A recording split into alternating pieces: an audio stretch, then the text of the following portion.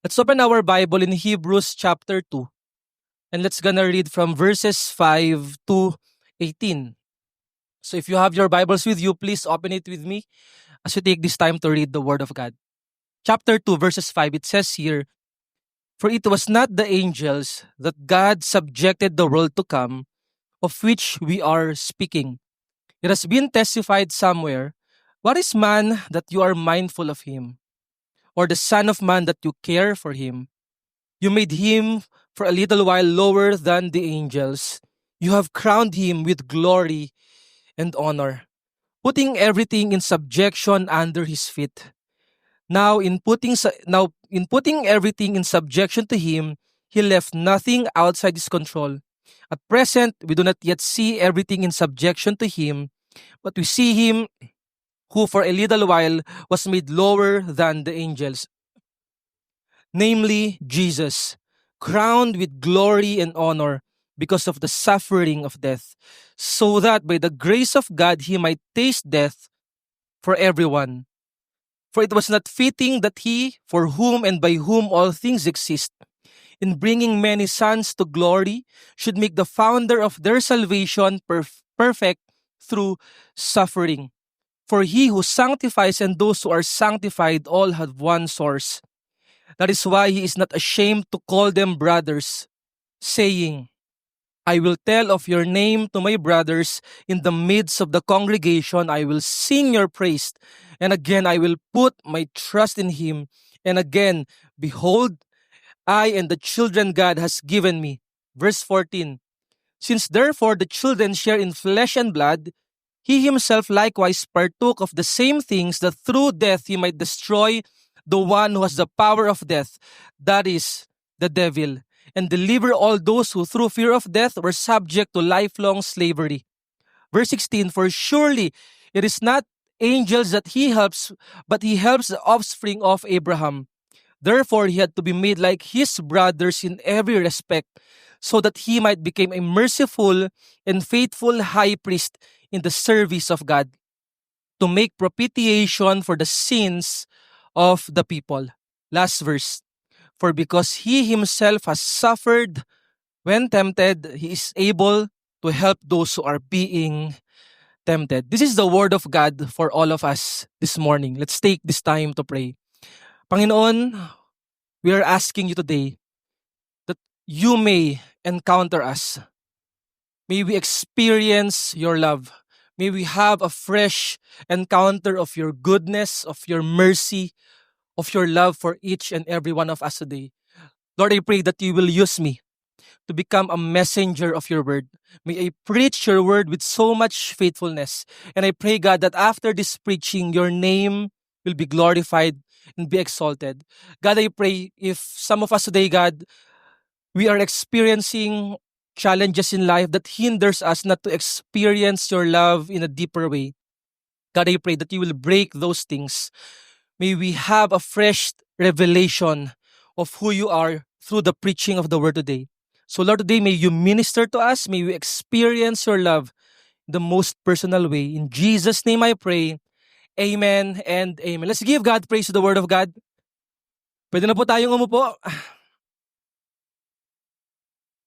Before anything else, again, gusto ko lang po magpakilala. I am Jacob Roldan. And what a great joy and privilege and honor to preach with you today. And by the way, na-reach out din po ako sa campus ministry. First year ako sa Adamson, and I believe that campus ministry works. May mga na-reach out po ba sa campus dito? Yes, ang dami. And I wanna take this time to honor Pastor Paul Herrera.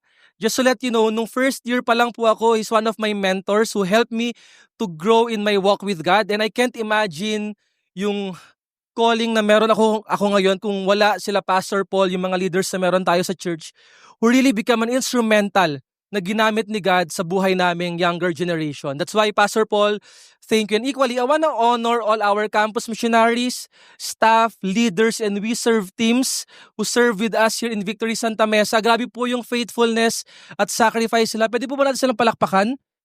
Grabe, after this service, take the time to honor them. Alright, for today, we will take this time to continue to study the book of Hebrews because we are studying the the entire book, and we want to preach to all of us that if there's something greater than anyone and anything else, that is Jesus.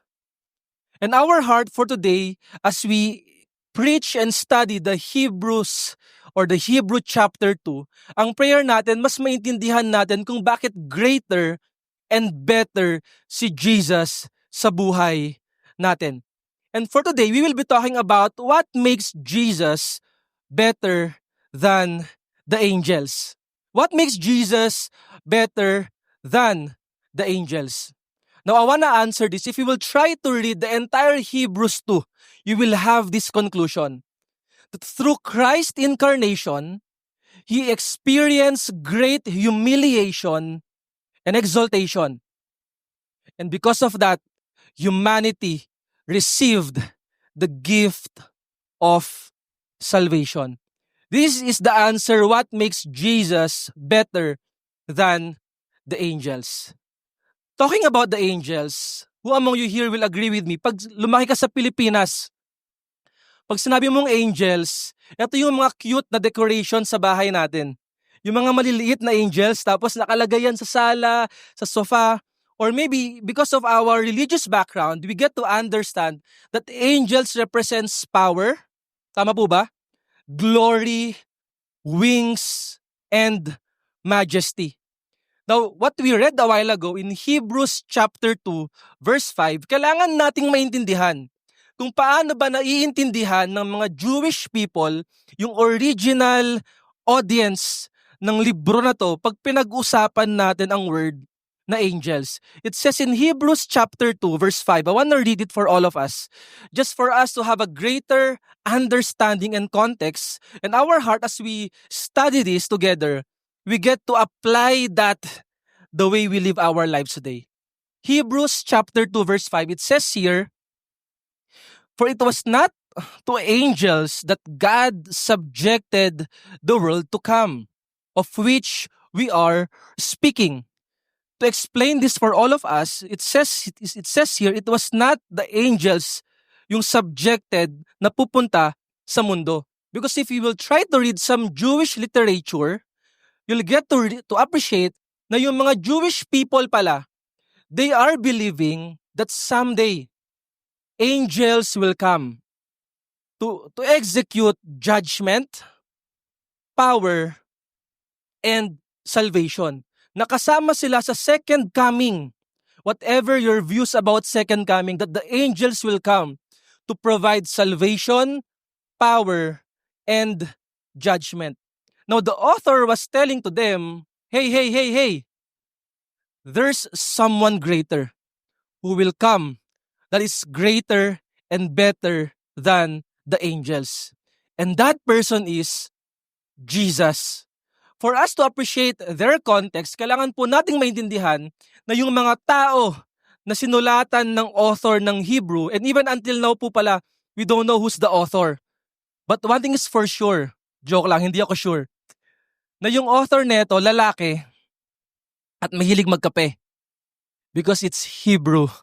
Okay, ayun po yung joke doon, Hebrew. Kaya kasi kung babae, Shebrew dapat siya. So Hebrew. Now, just to give us a context about their setting during this time, yung mga Jewish people po, they wanted to go back to their old ways. Because of the extreme suffering that they are experiencing because they were associated with Jesus. Because yung Judaism, ayun po yung old ways nila. Ito yung mga paniniwala ng Hudyo na tamang daan sa kaligtasan. Because Judaism back then, they were accepted by the Roman Empire. So yung religion ng Judaism, walang opposition, walang persecution, full of comfort. You are accepted like us. Pag pupunta ka siguro sa church nila, naka-aircon, naka-electric fan, may nag-greet sa kanila, welcome to our Jewish service. But if you were associated back then as a Christian, as a follower of Jesus, you will be persecuted. So these people, ang thinking nila, balik na lang ako sa Judaism. Kasi mas komportable. Kasi pag fina-follow ko si Jesus, mas mahirap siya. And equally for some of us here, maybe we have that tendency sometimes. Isn't it similar? That when we experience our own versions of challenges, that somehow affects the way we relate with Jesus. Pag may problema at pagsubok tayong pinagdadaanan sa buhay, challenges sa family, sa academics, kung estudyante ka dito, nung naging Christian ka, sobrang on fire ka kay Lord. But nung nalaman ng parents mo, Kristiyano ka na, pinagbawalan ka ng mag-serve kay Jesus. And because of those opposition, our tendency is this: I wanna go back to the old ways because I feel like it's much better. And the author of Hebrews was telling to them, and even until today, that Jesus is always better and greater to our comfort, to our challenges, to our suffering. Therefore, don't give up. Paglaban mo si Lord. Stay on your faith with God because He is far greater and better than the things that we experience in life. And for this week, the author compared Jesus with regard to the angels. So bakit angels? Like what I've said kanina, these people thought that angels were execute judgment, protection, and salvation to them. Pero yung sabi ng author, dineconstruct niya po yung thinking nila through the truth of the scripture. And he said that Christ's incarnation is the reason why Jesus is better. It says in Hebrews chapter 2, verses 14, sabi po dito, since therefore the children share in flesh and blood, he himself likewise partook of the same things, that through death he might destroy the one who was the power of death, that is, evil. It speaks about incarnation. Jesus became human like us. What makes Jesus better than the angels? Angels watch us from heaven, but Jesus came down from heaven to be with us. And that's the message of incarnation. Who among you here, you are familiar with the word incarnation? Sa Tagalog po, nagkatawang tao si Jesus. Sabihin, iniwan ni Lord yung comfort ng kalangitan para maging tao at para makasama tayo. That's what make Jesus better than the angels. Because yung angels, they just watch us from afar. But Jesus took the time to be with us. Now I have a question for all of us today. Who among you here will agree with me that the world that we are living right now is full of evil, full of injustices, full of bad systems? And I remember I had this conversation with some of the students. Ganito po yung thinking nila. Takot na akong mag-anak in the future. Kasi pag nanganak ako, eto yung mundo na kakaharapin nila. There's so much fear and challenges because of the systems that we have right now. And equally, I want to present this to all of us today. You know what makes our world evil sometimes? There's evil in this world because we have the tendency to always choose evil rather than God. And most of the times we say, plan ba talaga ni God ang suffering? Plan ba talaga ni God ang evil? But to tell all of us today that evil happens because it's a testament that humanity chose to sin against God rather than following the paths and the righteousness of God. And sometimes because of this thinking, nagkakaroon tayo ng hopelessness the way we perceive the world. But imagine this with me. Amidst of the broken system, amidst of the hopelessness of the world, Christ came down from heaven to earth. He suffered with us. He cried with us.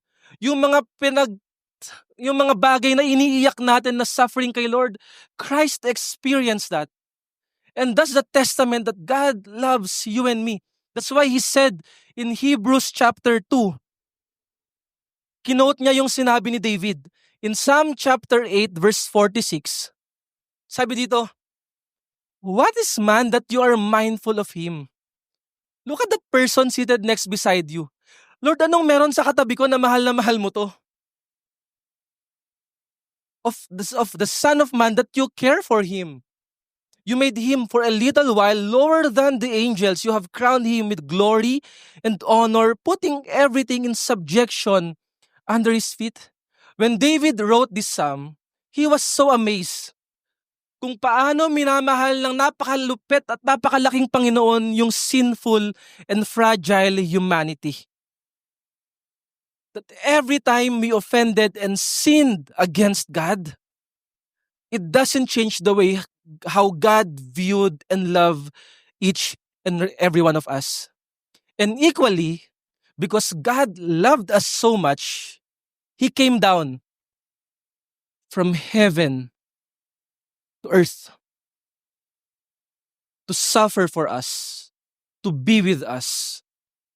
To be honest po, sino dito mag-a-agree sa akin na ang hirap gawin ng extra mile sa mga taong naka-offend at naka-hurt sa atin? Kung may mga taong nakasakit sa'yo, mga taong naka-offend sa'yo, maniniwala po ba kayo because of our sinful humanity? It's hard to serve them sometimes. Minsan nga, di ba, pag nagkasalubong kayo, mag-U-turn ka. Ay, ayun na yung nag-backstab sa akin. Ito yung naka-offend sa akin. But, case in point, hindi po ganun si God. He chose to be with us. What makes Jesus better than the angels? Angels watch us from heaven, but Jesus came down from heaven to be with us. And I believe God is ministering to all of us today that you can draw near to God. If you feel like God is far, if you feel like God is distant, if you feel like you are so overwhelmed with the challenges and the testings that you are experiencing in life, I want to remind you, draw near to God because He is with us. What makes Jesus better than the angels? Christ incarnation. Because of that, He experienced great humiliation and exaltation. And because of Him, humanity received the gift of salvation. You know what happened when Christ incarnated from heaven to earth? He experienced humiliation and exaltation. I love this part. It says in Hebrews chapter 2, verses 9 to 10, "But we see him for a little while was made lower than the angels, namely, Jesus crowned with glory and honor because of the suffering of death." Suffering of death. Christ came down to be humiliated, to experience suffering because of our sins. He carried the weight of that punishment on that cross because of our sins. Quick kwento lang po. Sino po dito gustong ma-humiliate minsan? Yung mapahiya, yung ganong level. I remember last Wednesday, we went to Mapua because we love the students. May mga estudyante po ba dito? Yan. We love you guys. So one time, Wednesday, we were roaming around and we want to preach the gospel and pray for the students. Now, meron tong 10 group ng estudyante. Nilapitan namin nila Job. Job and Mark pala is one of our campus missionaries in UBelt. So we went to them, asked them, how are they? And pray for them. At habang pinagpipray po namin sila, grabe na offend po ako. Pinagtawanan po yung prayer namin. And to be honest, no, yung carnal state ko po medyo nag-magnify ng konti. Sa isip-isip ko, Lord, grabe pinagtatawanan ka. Akala mo naman kailangan ka nila. Yung gano'n. Buti nga pinagpe-pray namin sila kasi para makilala ka. But they laughed at you. More than them humiliating us, it's them humiliating you. So gano'n na yung thinking ko. And then nung pagka-uwi ko, alam mo po yung binuhusan ka ng malamig na tubig.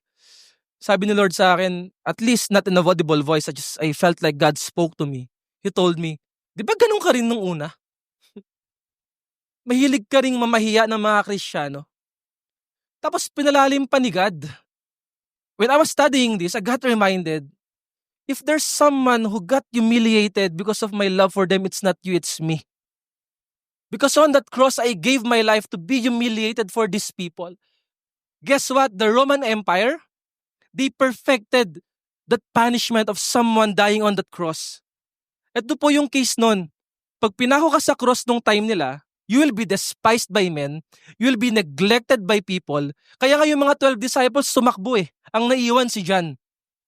Because there's great humiliation. And after that, nung pinako si Jesus, ito po yung science ng cross. Dahil sobrang sakit ng katawan mo, minsan kailangan mong bumaba ng konti. Na-imagine nyo po ba?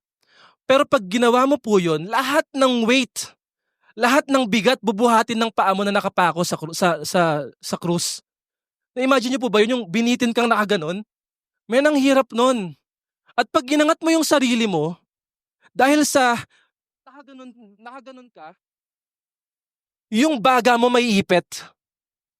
And it will be hard for you to breathe. Now, Jesus experienced great humiliation. You know why? Because of us. Because He loves all of us.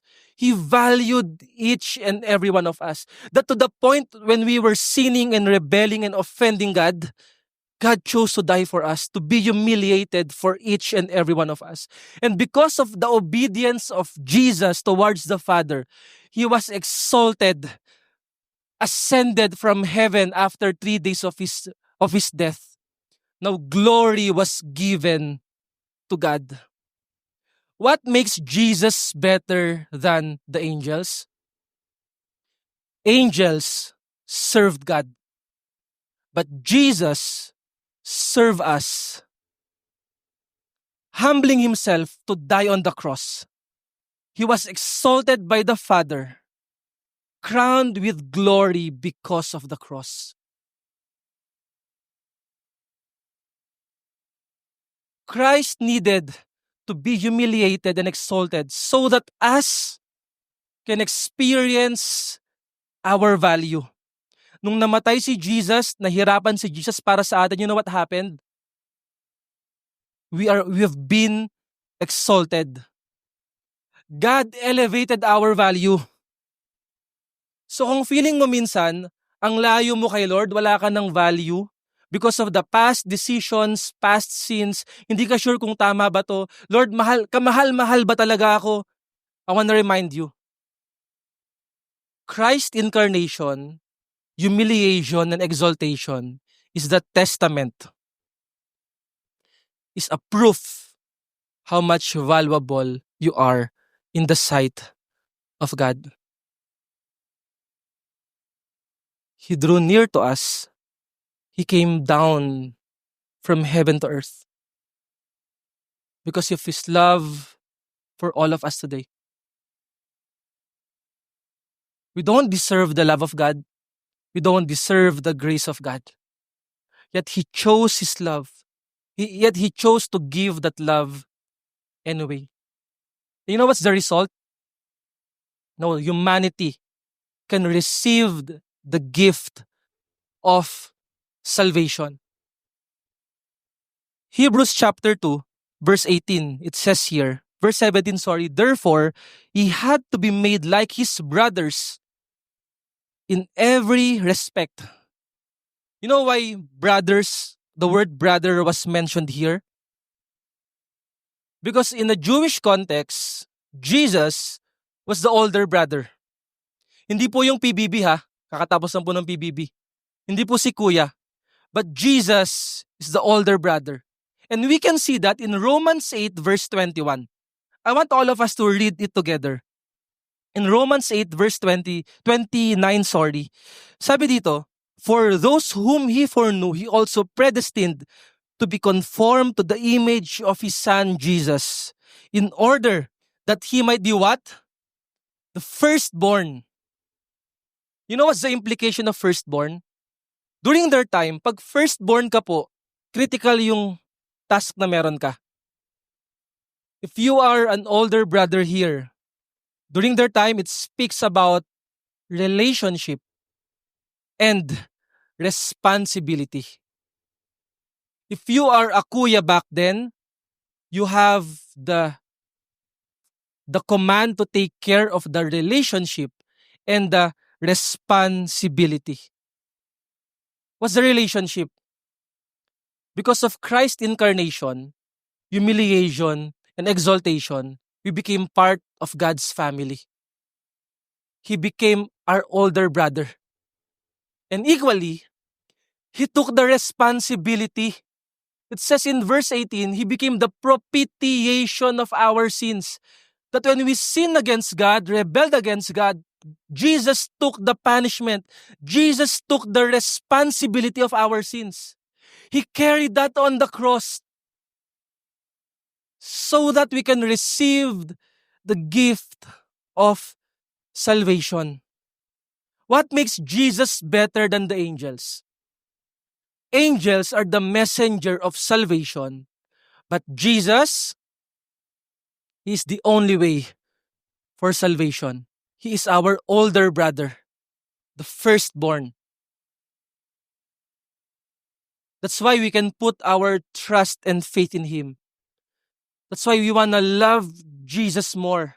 That's what makes Jesus better and greater. And as I end, I want to read this verse in Matthew 1, verse 23.